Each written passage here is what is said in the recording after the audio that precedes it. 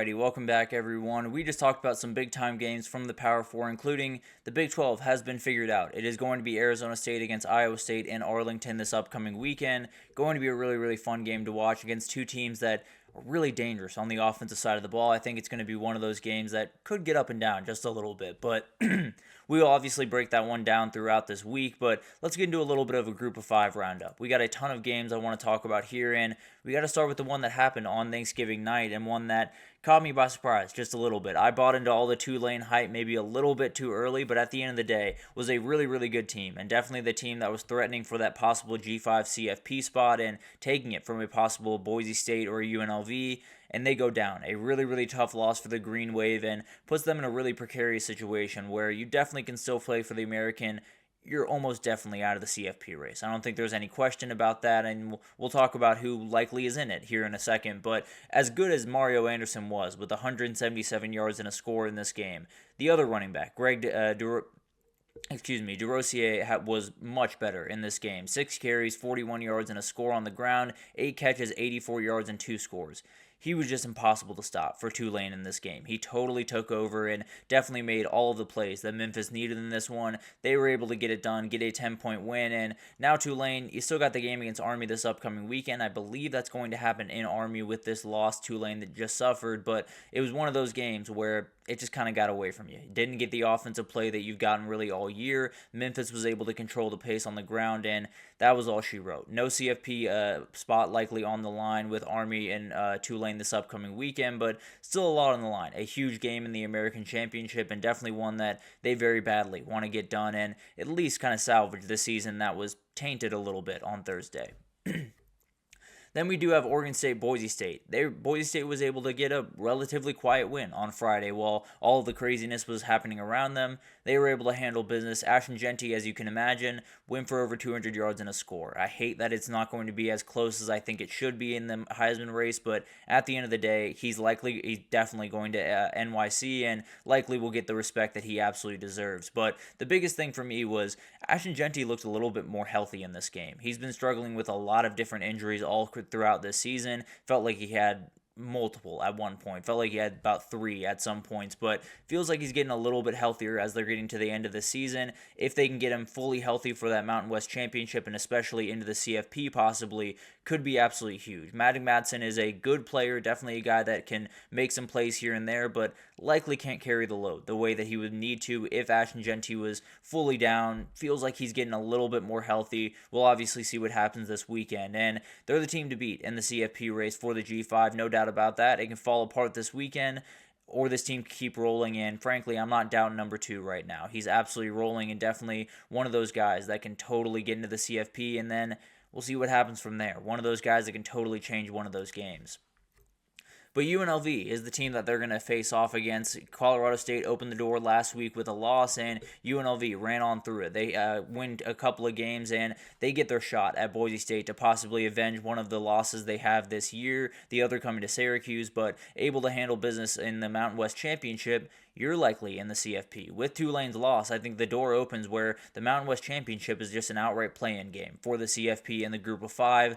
Wouldn't have it any other way. Going to be an incredible game, and definitely two teams that were really fun to watch the first time around. Cannot wait to watch them this Friday. And then Jaden Thomas has become a huge player for UNLV. 15 carries, 135 yards, and a score in this one. He was absolutely incredible. Haj Malik Williams is running this offense just incredibly efficiently. The defense is really great against the run, which could be huge this upcoming weekend. They're a really dangerous team, and they're set up to avenge one of their losses this week. If they can, they're in the CFP, and then they're in a position where who knows what happens. You're probably the 12 seed. You probably get rid of that, first round bye that Boise State seems to have right now, but you're in a position where you're going on the road to play a game, but that offense is a load to deal with.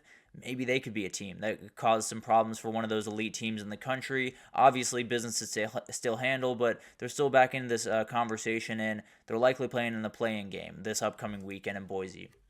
Miami of Ohio was able to send their move on to the MAC championship, where they're going to play Ohio. It was a little bit of Battle of Ohio these past couple of weeks for Miami of Ohio. They win the battle against Bowling Green, and Keon Mosey was a huge part of it. 108 yards on the ground, one score, and Javon Tracy had a huge play in it. The 72-yard touchdown was kind of what put the game on ice. Felt like Bowling Green didn't have much of anything going offensively, and that was because Harold Fannin only had 8 catches, 47 yards. Really good stuff from this Miami of Ohio defense to hold back one of the very best playmakers in the entire sport, especially at the tight end position. He is definitely one of the guys. He's a finalist for the Mackey Award.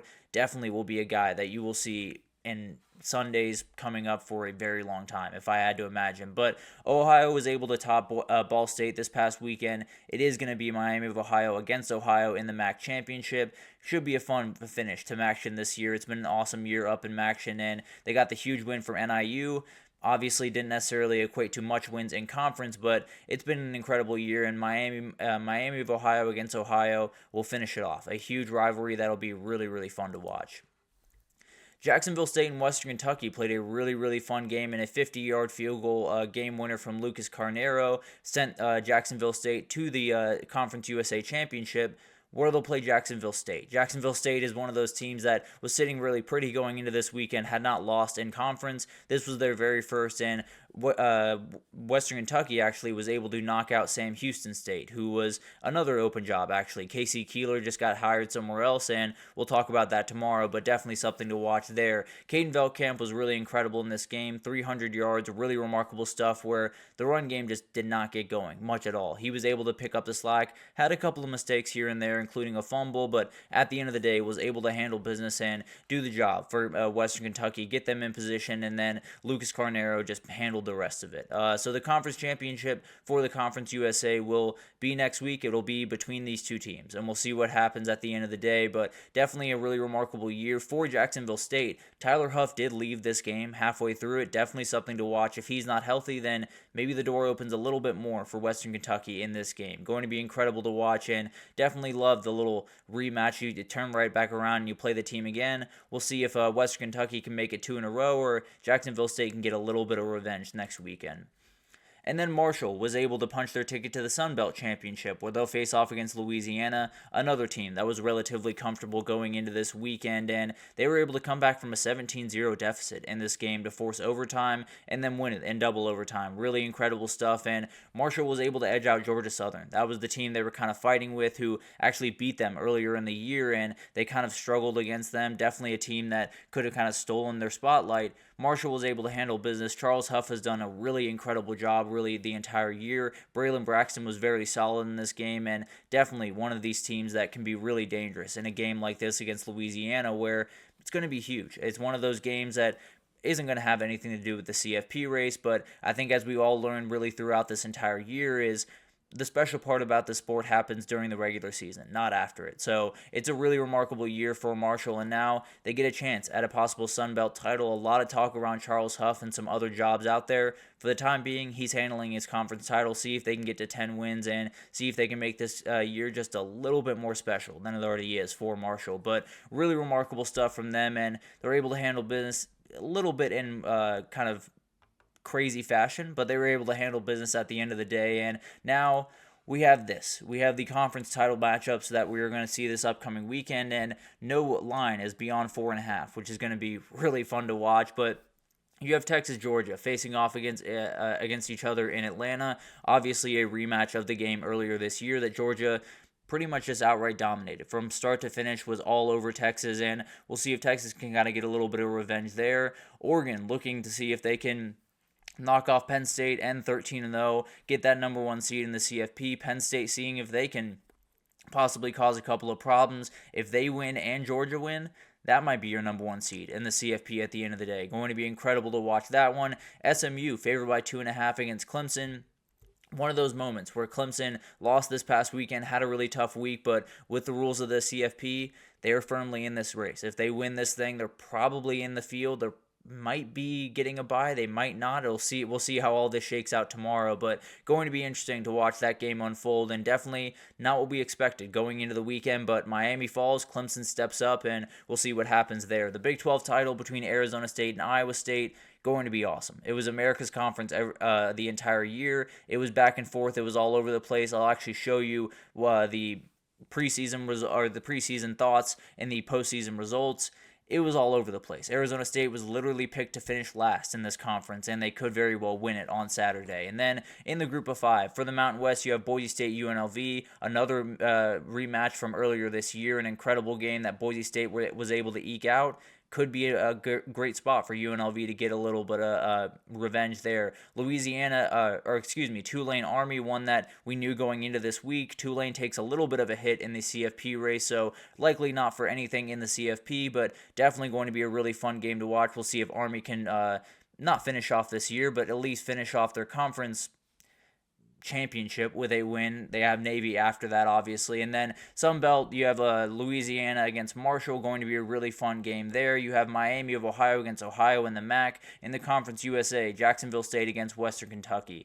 A really fun group of games, no doubt about that. A lot of games that we didn't get to see throughout the year in terms of Oregon, Penn State, SMU, Clemson, Arizona State, Iowa State, Texas, Georgia. We were able to say earlier this year, and it was a really fun one. So cannot wait to see that one again. We have 4 new teams in their conference championships. In fact, Army adds to that. We have 5 new teams in their new conference championships. We have Texas, Oregon, SMU, and Arizona State. All the teams that are favored in this game are new in their conference in the very first year. Really remarkable. It shows just how crazy this year has been, and definitely will be likely a pretty crazy finish if I had to imagine. We'll see what happens in the CFP rankings tomorrow, but as of right now, that'll do it for the regular season, and it was incredible. Probably the most exciting, insane, unpredictable ones of my lifetime.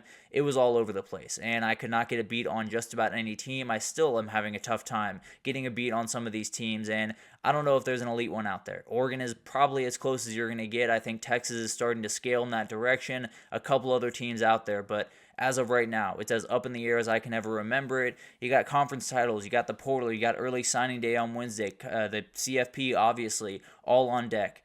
We will cover it all. I absolutely promise you that. It was an incredible regular season. Thank you for everyone for watching and following along, because it's been a lot of fun, no doubt about that, but we got plenty of fun still ahead of us. We will break down all the craziness in the CFP tomorrow. We'll break down some of the job openings, some of the transfer portal madness, and then we got to get to early signing day, and then it's conference championship time. So a lot of different things coming throughout this week, but that'll do it for this edition of the GSMC College Football Podcast, brought to you by the GSMC Sports Network. Your support means a lot to us, so please remember to subscribe to the show, leave a positive review. It does make a huge difference. Also, follow us on Facebook, Twitter, TikTok, Instagram, all the social pages for all the content and updates you could possibly need. We have great people doing great work across every single sport you could want. So anything in the world of sports you need, come on over to GSMC and we have you totally covered. But thank you once again for listening, and I will be back tomorrow to break down all the craziness of this regular season and try to get an idea of what tomorrow's rankings for the CFP are going to look like.